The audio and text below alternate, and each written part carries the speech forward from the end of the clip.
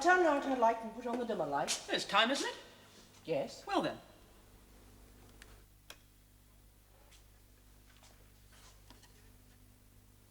You look as if you're expecting something.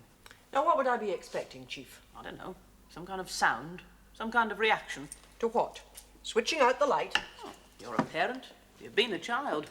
Probably done wrong as a child. Probably been punished for it. Been locked away, had the light turned out. Been left alone to suffer it. I think we've all had that as children. Yeah. But we're not dealing with a child. Aren't we? Because she's not going to scream now, you know. Not because of the dark. So there's no point in waiting for it. Even after 3 days solitary, she hasn't changed. So she's not likely to scream now, is she? Darkness or no darkness.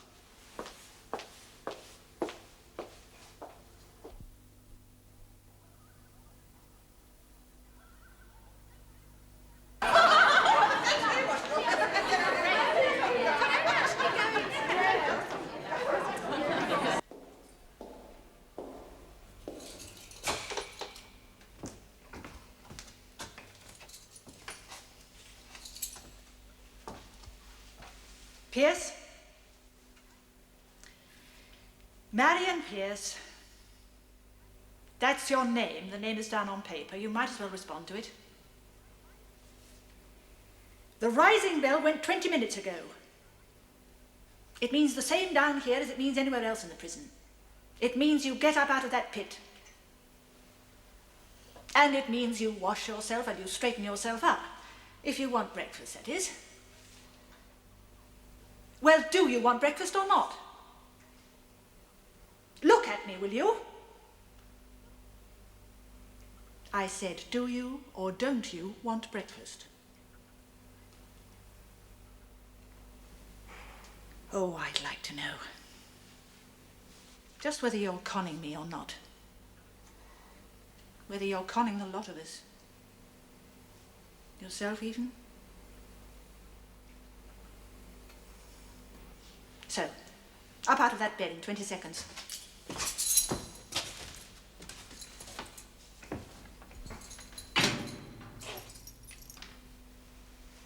Name and number. Give your name and number. You were asked to give your name and number. Other prisoners have to give theirs. You're no different from them. You're not deaf, and you're not dumb, and you're not different from anyone else. More awkward, maybe. More stupid, even. I mean, do I really have to say the same things to you I said 3 mornings ago? You were reported for refusing labor, and because you chose not to give an explanation, I assumed you had nothing to say in your own defense and were therefore guilty. Subsequently, you were given 3 days cellular confinement. Was there any trouble during those 3 days? No, madam. She still hasn't spoken. I said, was there any trouble? No, madam. 3 days on and 3 days off. That's the rule of cellular confinement. A rule given to us. Now, you have every right to refuse to answer. You also have every right to make a fool of yourself. But you have no right to refuse to work. If it happens again, you'll be punished again. Do you understand that? Perhaps you'd like to answer for once, so that someone can have a civilized conversation with you.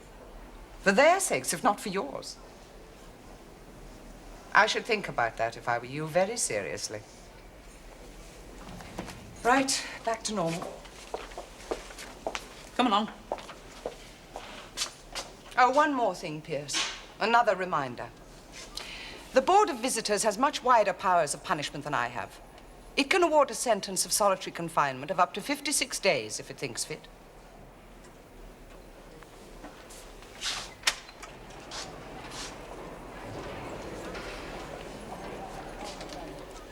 Well, you want my opinion on that? That's why I asked if you could be here. Well, I shouldn't think it needs an opinion. A girl has started something she can't finish, that's all. Do you need me any more? No. Good. What do you mean she started something she can't finish? Well, it's obvious. Pride, a touch of the sulks. She'll get over it.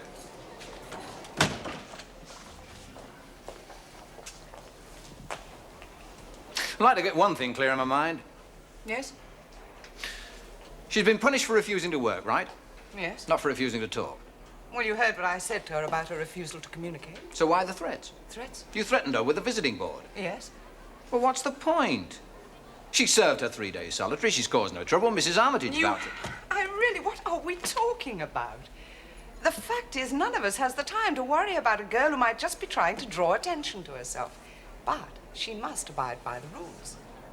Well, I don't think she did refuse to work. I think she was prepared to work. But she wasn't prepared to speak. Well, I know that. Therefore, there was a breakdown of communication between her and Officer Royal. Yes. And Officer Royal put her on a report. Because she also doesn't have the time to wait about for some idiot girl to make a verbal decision. I've a lot of other things to do and a lot of other things to worry about. Fair enough, but... And when Marion Pierce has grown tired of her game, or when she's swallowed a little pride, she may begin to say something. And I think that your curiosity, and your need to have Dr. Mays share that curiosity, to put on a parade for that girl here in this room, probably does more harm than good. Oh, for God's sake, Charles, it's a demonstration. An unsubtle and senseless demonstration. Dr. Mays just said it all. It works with him as much as it works with me. And Charles, if she refuses to work again, by way of answer, she'd go back into solitary again. The hard way, if necessary. Make it tough for her, then. Don't you think perhaps she's making it tough for herself? Yeah. Because any prisoner, or any officer with a grudge against that girl, could, to suit themselves, make her not say just about anything. Yes.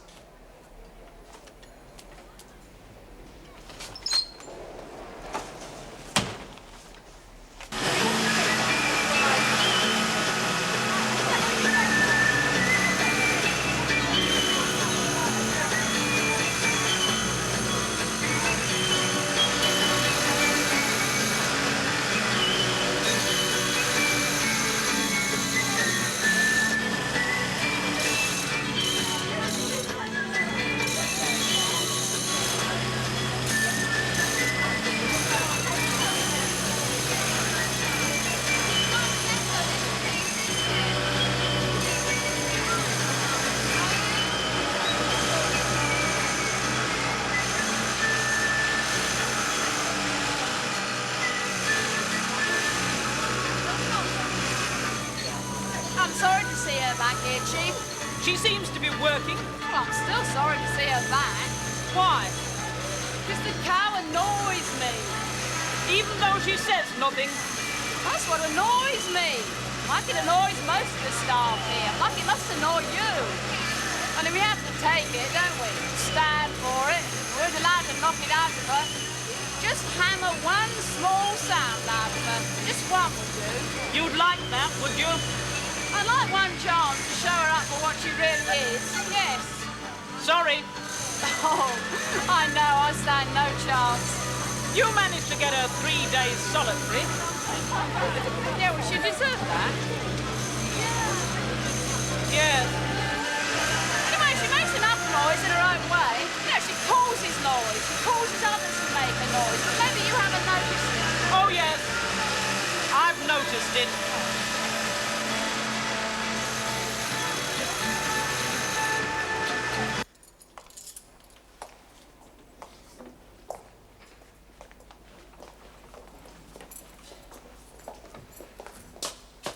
My last patient. Come in. Sorry we were interrupted. So, what do you expect me to do? Stick pins into the girl? No. Well, it's the only appropriate cure for reticence. Or perhaps you'd rather do it yourself. I can supply the pins if you like. One jab ought to be enough. Or a belt round the face, even. She'll probably sound off with a few sudden expletives, call you for all the bastards under the sun. But you won't mind.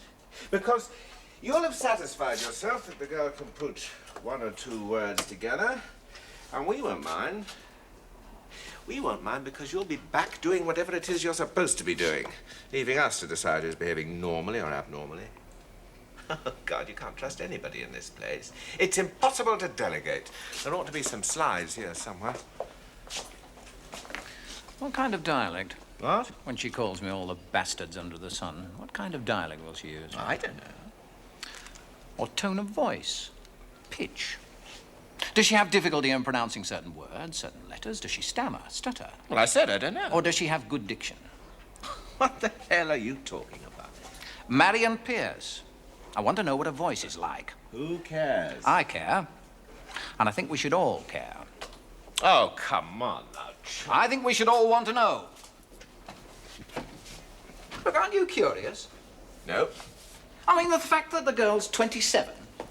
She's been with us for nearly a month. We don't know what she sounds like, what she has to say, what she might be scared of. Are you trying to make some kind of diagnosis? No, I'm See, I simply had a girl in here last December, Gillian Shaw, remember? Yes. 28 years old. Now, she didn't speak either. Cancer of the throat. She died outside in the Royal Free. Only she'd got a reason for not talking. Well, maybe this girl has a reason, too. Well, look up the girl's records, medical reports, the lot. She is as fit as two fiddles. I'm not talking about that kind of sickness, and you know it. That's the reason I wanted you there in the centre office this morning. Oh, so this attempted diagnosis of yours, it's a psychiatric one, is it? Well, of course it is. You introduced me to it, didn't you? Did I? Yes. Allowed me to sit in on group work, make a study of prisoners and patients who'd switched off. Oh. Well, it's all well and good, and I appreciate the interest, but Marion Pierce isn't switched off. Oh, for God's sake, go and take a good hard look at her, Charles. I have. Oh, the eyes, maybe. And the expression, even. But she's with us. She's aware. Dumb insolence, they used to call it in the forces. Well, you know, you must have had some. You've probably forgotten. I haven't forgotten. I just don't relate this to it. This isn't exactly insolence. No? Well, it depends how good you are at it. If you smile, you give the game away. Even a trace. Did you ever play the expressionless stare game? That's good practice. For what? Whatever you want out of life. Come here.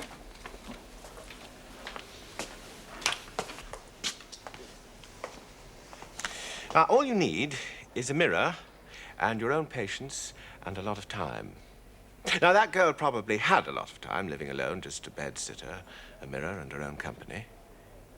You simply concentrate. You stare at your reflection and pretend that you're waiting for it to react first. You shut off all the noises around you, all the ones you don't want to hear, that is. You can even reach a stage where you can control the eyelids, perhaps the tear ducts, so that you don't have to blink too often. It's a bit like yoga, a bit like meditation.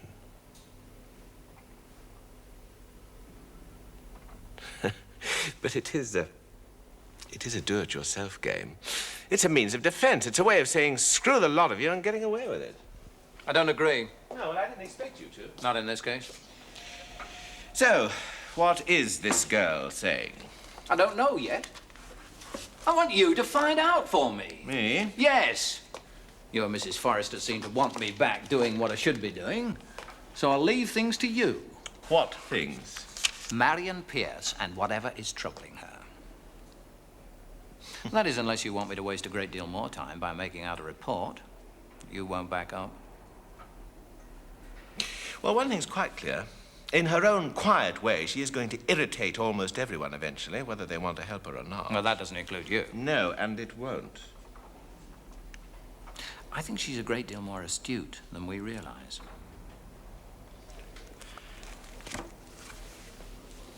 All right, I'll do it. Do what? I'll stick the pins in Marion Pierce for you, find out if she can be hurt. That's what you want, isn't it? Not quite. So, I'll satisfy your curiosity for you. Oh, thanks. Don't mention it. It's all part of the job.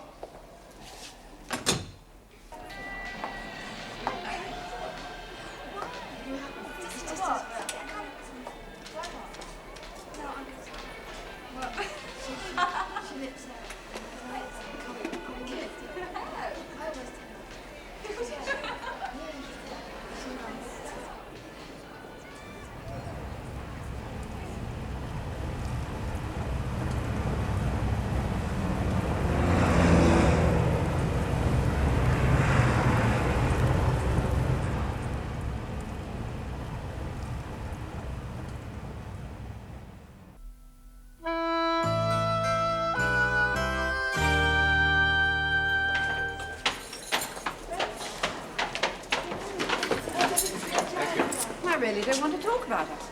Don't want to? Don't need to, then, as far as I'm concerned. As long as the girl stays quiet, that's one problem less. Oh. So all your problems have to be audible ones, do they? I didn't say that, so don't try it on. Try what on? Putting words into my mouth. Me? Yes, you. I think you've missed your true vocation. You should have been a ventriloquist. No, I mean, have you ever been alone in a room or a cell with Marion Pierce? Well, no. The silence can be deafening. You find that you can almost hear your own thoughts, wandering, going off at tangents. You mean a loss of interest? No.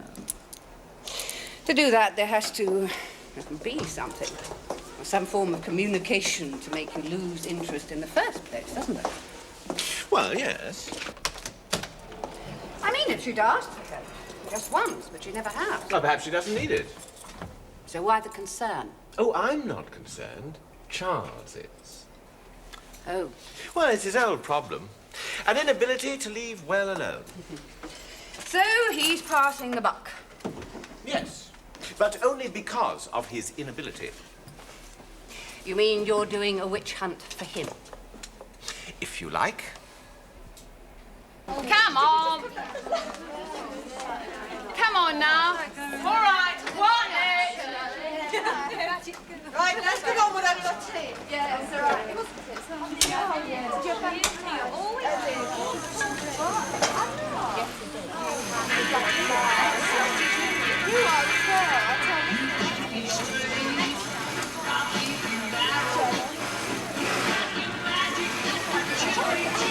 That's a good morning's work, Marion.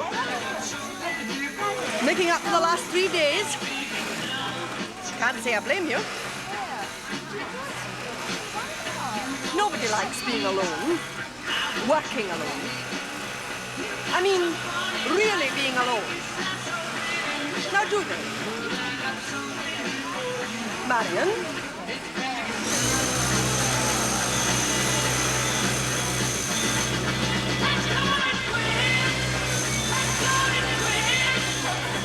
Trying to get blood out of a stone again? No? Others have tried. Harder people than you. So what chance do you stand with your compliments and that patronising smile of yours? No chance. You stand no chance. So what do you believe in? Treating silence with silence? No, the opposite. I believe in noise. Wouldn't be without it. Now, where I live, my flat, it's on a busy street, and I leave the windows open so that I can hear the traffic. I like it. And sometimes I leave the radio on in one room and the television on in the other. And in the kitchen, my fridge makes a hell of a racket. Chugga, chugga, chugga, chugga, chugga. Vibration, needs packing or something, but I wouldn't let anyone near it to change it. So how would you survive if there was a power failure? Oh, I'll think of something. Yes? Born at Harwich in Kent, August 1949. Brought up in an orphanage called St. Peter's in Ashford. In 1955, she was fostered by a couple named Pierce and went to live with them in Bonington, not far from Ashford. They named her Marion. 4 years after that, her foster father died. Marion left the foster home when she was 16. Why? Well, no real reason. Just they tried to move on. No real emotional ties, maybe. A few friends, by all accounts. No ambitions. At school, she was just a name on the register, no more. Well, no one really remembered her, only the name. Marion Pierce? Yes, I think we did have a Marion Pierce. A quiet girl, they all say. Now, you got this from where? Probation records. Not as quiet as she is now, mind you. No. But she was never known to be a great talker. In fact, one of her statements to the Chatham police must have been one of the shortest on record. I did it, nothing more. Now, she's had numerous jobs. She's a natural resigner. When she was 21, she set fire to the shop where she worked because she was tired of the job. Well, she got 2 years probation for that. Yes, I know. And over the next few years, she seemed settled. And then this year, she caused another fire, and for the same reason. Only this time it was an office. Yes.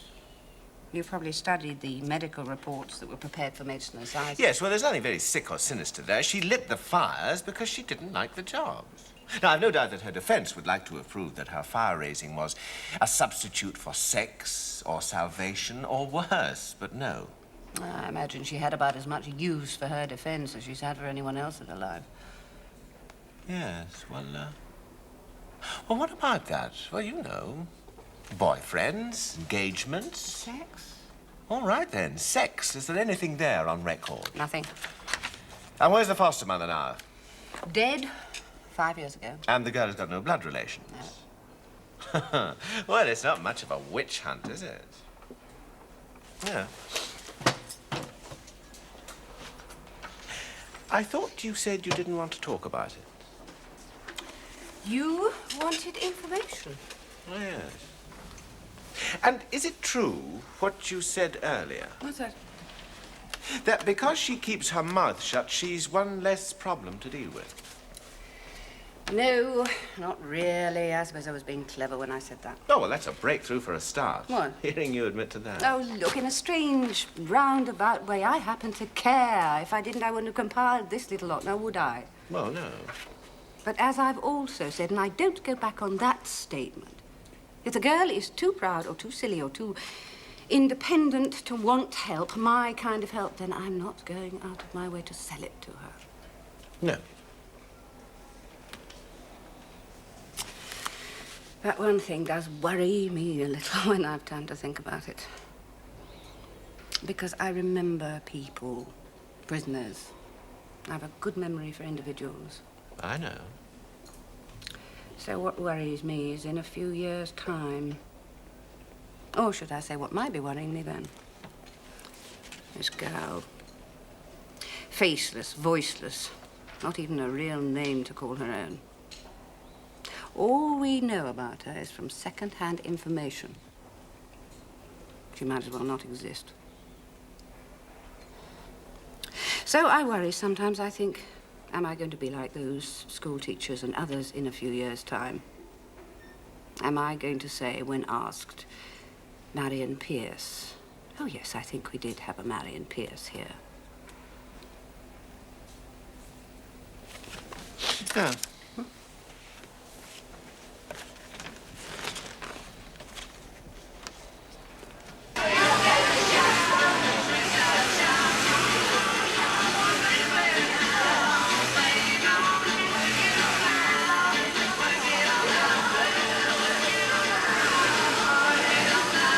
Mind if I have tea with you? Good. Looking for a peaceful hideaway. Like to relax and enjoy my afternoon tea. Oh, and I brought one for you as well. I've just had one. We can have another.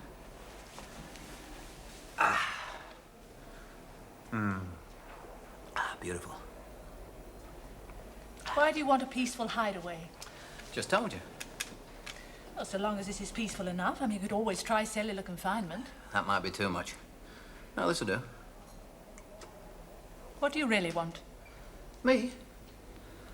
Oh, nothing much else, really. Sometimes get a few thoughts in my head that worry me.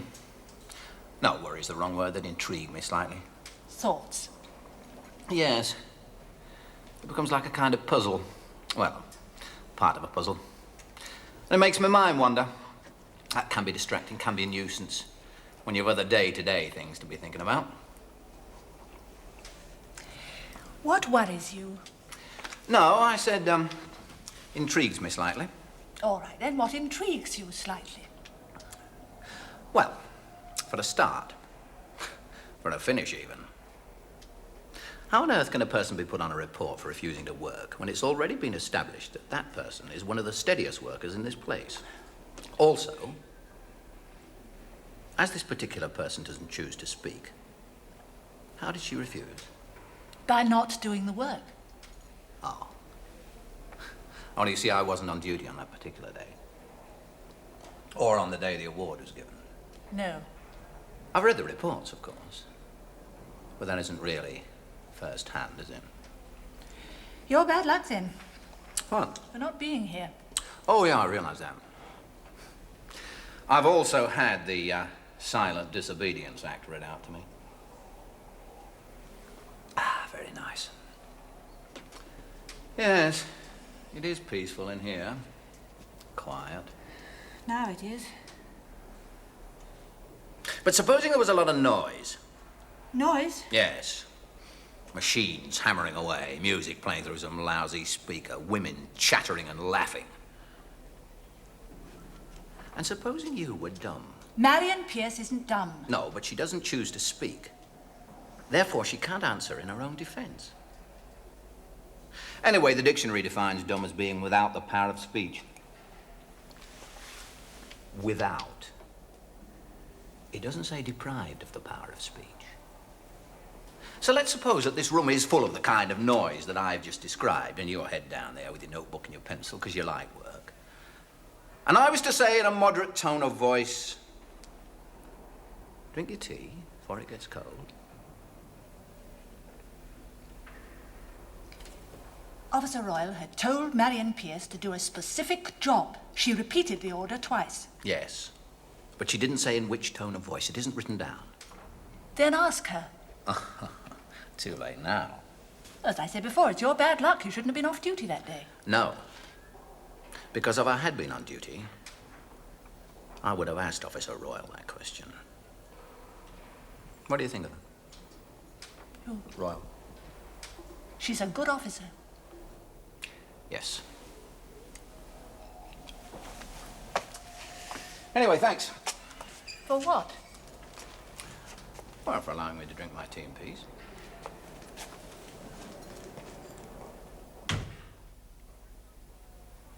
Mrs. Armitage, But can it wait? I'd like a...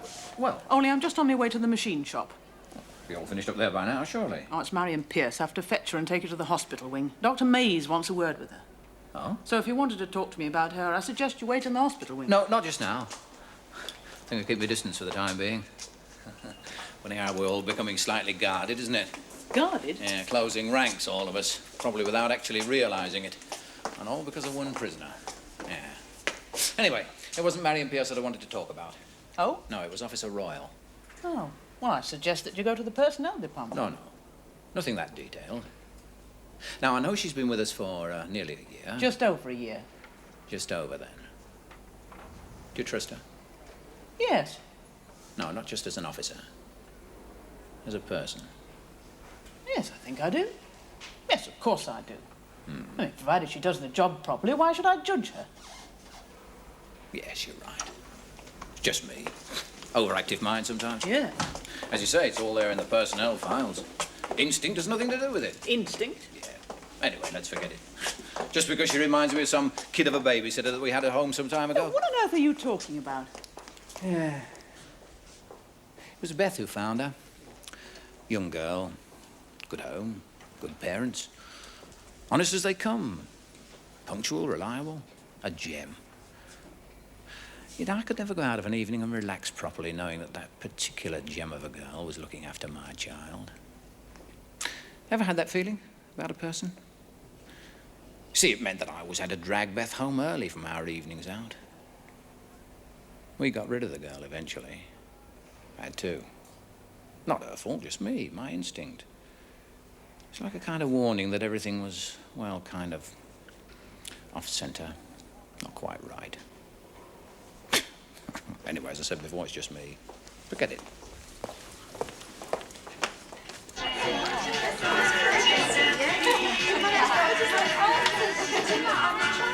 Pierce, wait there.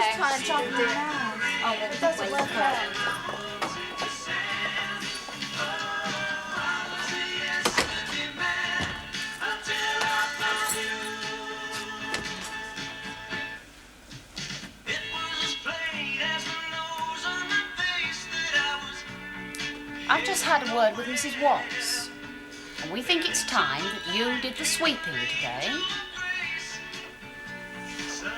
Time you took a turn.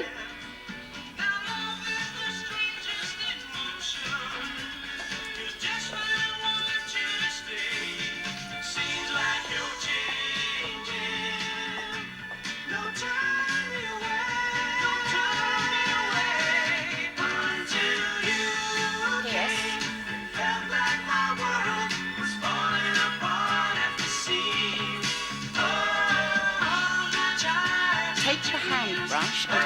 adventures first, Pierce. Can you hear me, Pierce?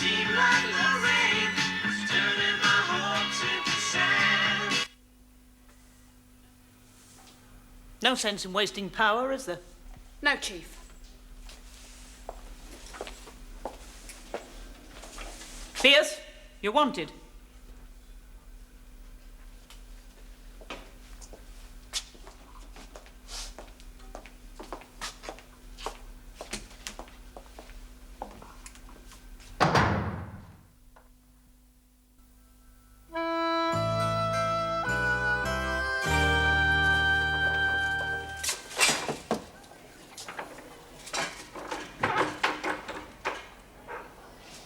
Better sit down for a moment.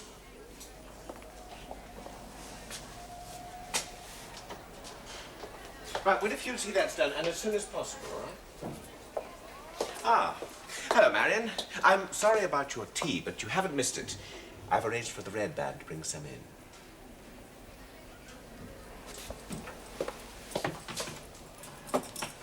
Shall we? Come on, this way.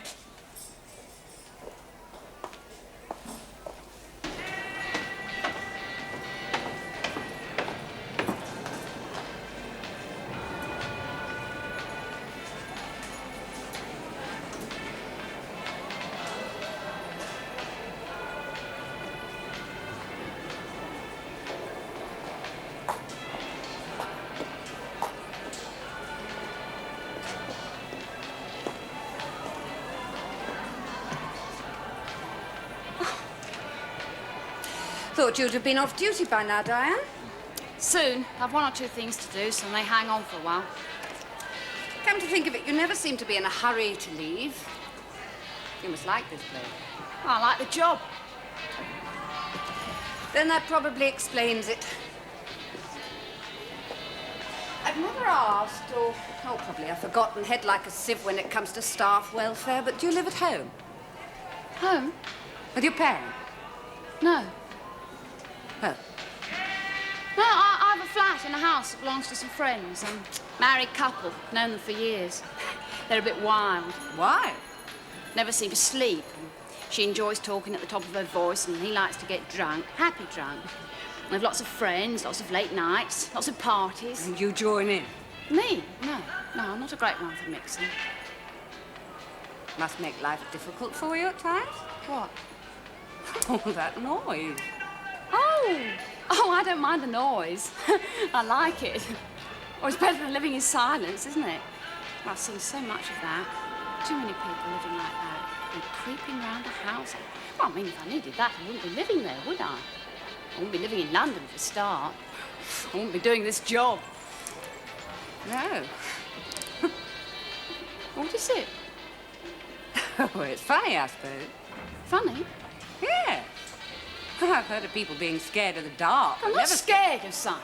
I'm not suggesting. It's just that I prefer not to live in a vacuum, that's all. All right. Anyway, I've got things to do.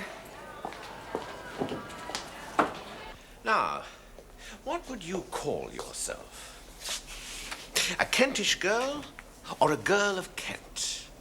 Now, there is some sort of difference, isn't there? It's, well, it's something to do with the River Medway, something about which side you were born on. Well, I'll look it up and I'll let you know. I like Kent, well, some of it, the nicer parts. I like Whitstable. Now, that's famous for something. Now, what is it? It's Whitstable something or other, Whitstable oysters, that's it. Not that I was ever rich enough to be able to afford them. And then there's Faversham, that's near there. That's a pleasant old market town, Faversham. Oh, perhaps you know the other side of the county better, like Romney Marsh or Dymchurch, say.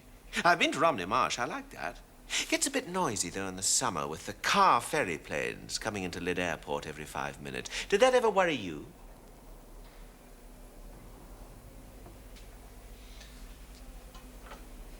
Why won't you speak to us, Marion? Because you can speak. We know you can. We'd like to hear your voice. It might surprise us. We could do with a few surprises in here, right, Mrs. Armitage? Certainly could. All right. If you won't speak, why don't you write something? Here. Now, if there's anything that's worrying you, anything that you feel at all concerned about, anything that you feel you'd like to tell me in confidence, Mrs. Armitage doesn't have to see it. You just write it down there. All right?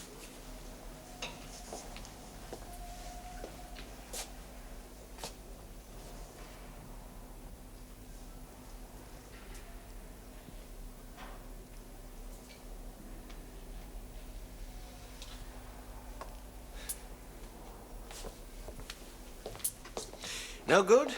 Oh, and I was looking forward to some kind of communication with you, so it's a shame. I mean, you look pleasant enough, intelligent enough. We might have had an interesting conversation, even on paper. Or perhaps none of it's any bloody good with you. Perhaps you're what some of them say you are. Thick, stupid, showing off, starting something you can't finish. Well, I'll tell you one thing that I do know about you, Pierce. You're boring. This game of yours, it bores me. It bores me silly. But I'm told what to do, and I'm told that I've got to try and talk to you. In fact, I don't even like having to look at you, let alone deal with you.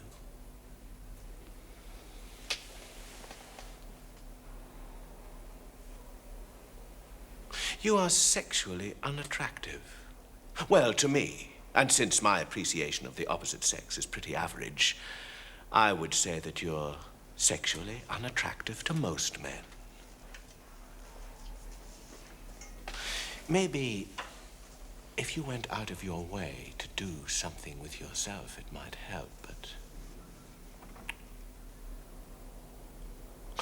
I doubt it. You just haven't got it. I'm sorry, but I believe in telling the truth. You're unattractive. Ugly, even.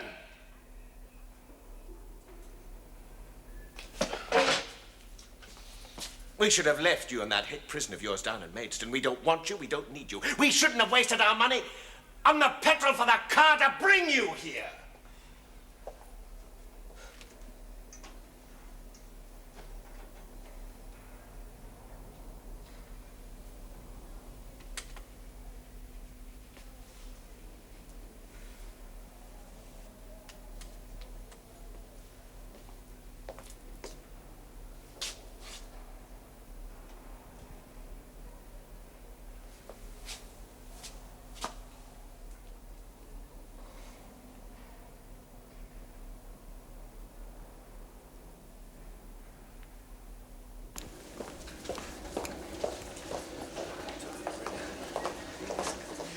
Now, I wondered if one of you two could help me.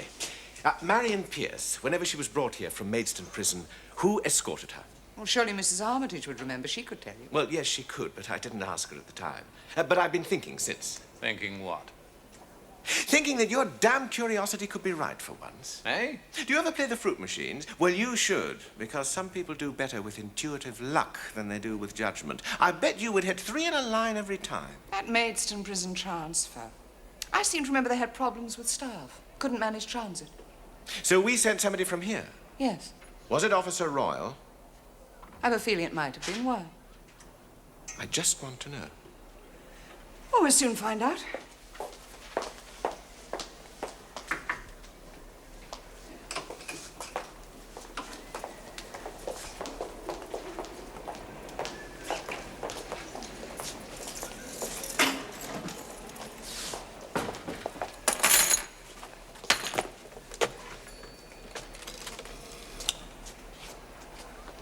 Mary, Governor here. You just off.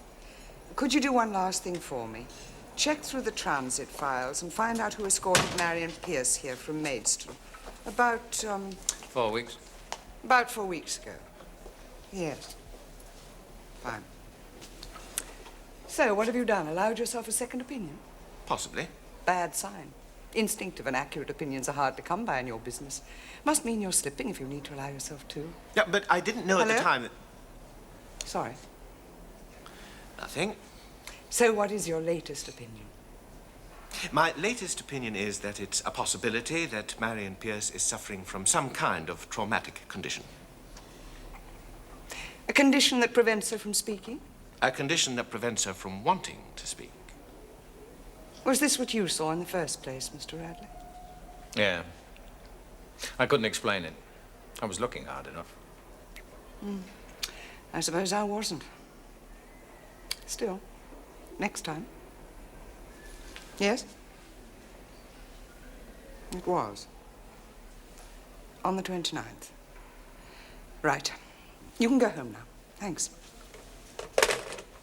The escort from Maidstone was Diane Royal.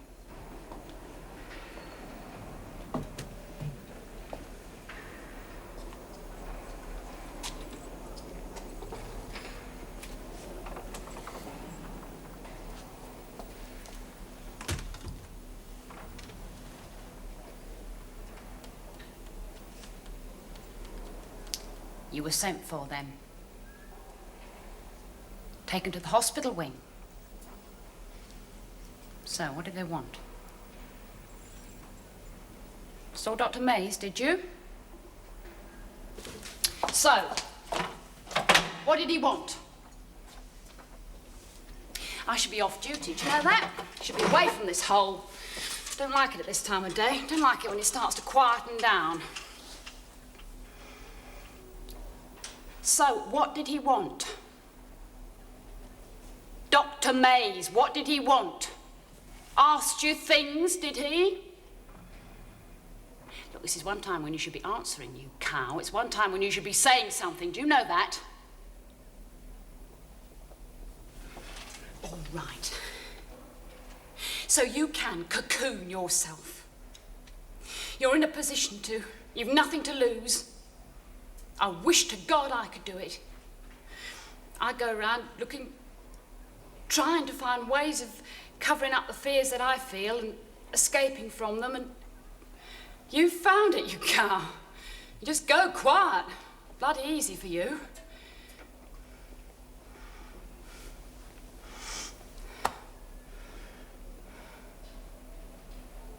When I was a kid, my parents never spoke.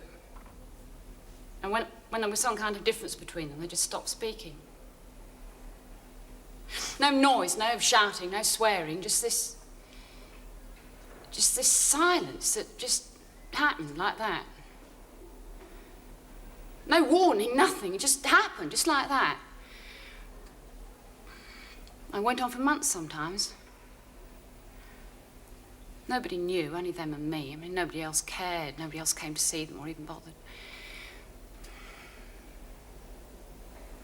And sometimes I'd come home from school, hoping that things might have changed while I was out, and then I'd open the door and I could feel this silence, and feel it before I'd even entered the place. I knew that it was there for a long time to come, forever sometimes. I knew that I couldn't help, I couldn't change things, I couldn't put things right. Now, even now, at this age, there's a lot of things that I can't put right, not capable of putting right.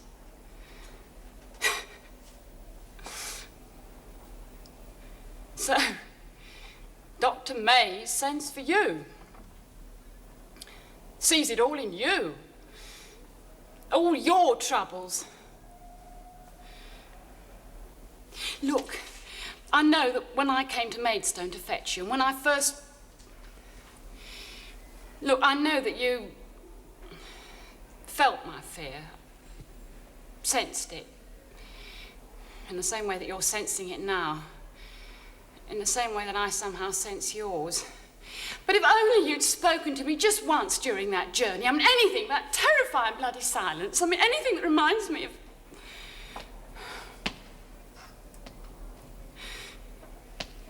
Look,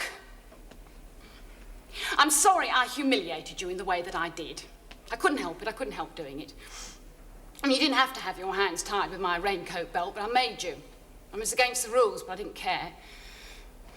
When I got so pig sick of that silence, I took the coat away to punish you, like I'm always trying to punish you. Took the coat away so that the people at that petrol station could see you, could see your hands, could see you for what you were.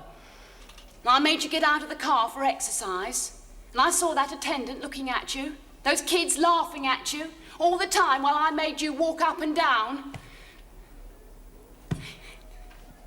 Look, don't you understand? My fear.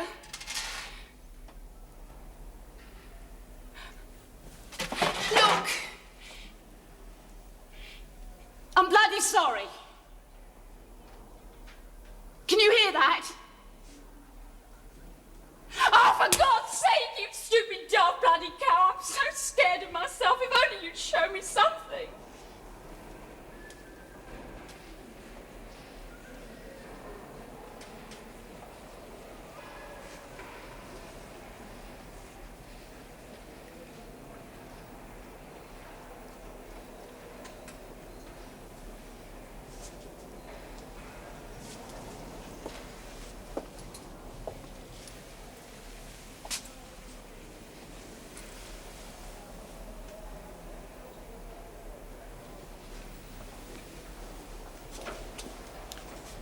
You should be off duty.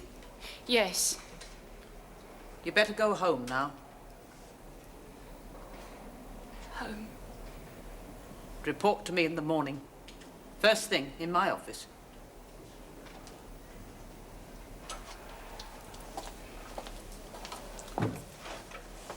Pierce, you're being transferred to the hospital wing tomorrow just for a while.